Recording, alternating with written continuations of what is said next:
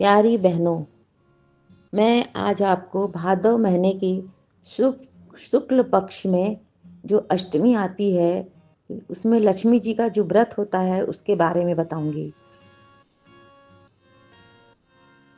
अष्टमी के दिन से लक्ष्मी जी का व्रत शुरू होता है और आश्विन कृष्ण पक्ष अष्टमी तक यह व्रत चलता है। यह व्रत 16 दिनों का होता है। शास्त्रों और पुराणों में इस व्रत का बहुत ही महत्व है। इस व्रत को करने वाले अपनी समस्त लौकिक एवं पारलौकिक इच्छाओं को प्राप्त कर लेते हैं। जिस प्रकार तीर्थों में प्रयाग और नदियों में गंगा जी श्रेष्ठ हैं, उसी प्रकार व्रतों में यह महालक्ष्मी व्रत श्रेष्ठ है।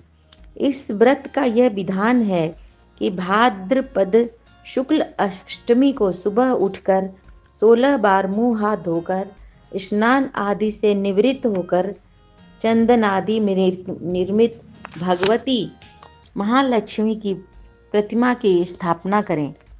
उसके समीप 16 सूत्र के डोरे में 16 गांठ लगाकर महालक्ष्मी नमः इस नाम मंत्र से प्रत्येक गांठ का पूजन करके लक्ष्मी जी की प्रतिमा का षोडशोपचार पूजन करें।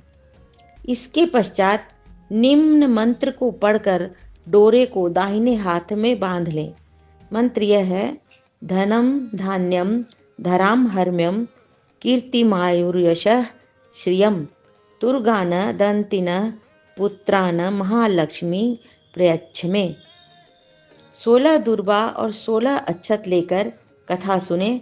इस प्रकार 16 दिन तक व्रत करके आश्विन कृष्ण अष्टमी को रात्रि जागरण कर विसर्जन करें। 16वें दिन डोरे को खोलकर लक्ष्मी जी के पास रख देना चाहिए।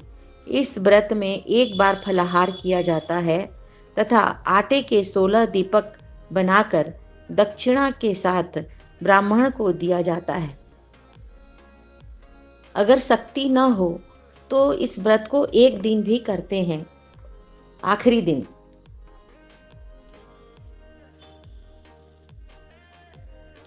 इसकी एक कथा है। एक राजा के 2 रानियां थीं। बड़ी रानी के कई बेटे थे और छोटी रानी को सिर्फ एक ही पुत्र था। बड़ी रानी ने एक बार मिट्टी का हाथी बनाकर उसका खूब धूमधाम से पूजन किया, मगर छोटी रानी हाथी का पूजन नहीं कर पाई और उदास हो गई। जब उसके बेटे ने देखा कि उसकी माँ उदास है, तो वह इंद्र से ऐरावत हाथी मांग लाया और अपनी माँ से बोला, माँ लो, तुम सचमुच के हाथी की पूजा करो। माँ ने पूजा की, जिसके प्रभाव से वह बहुत प्रतापी राजा बना।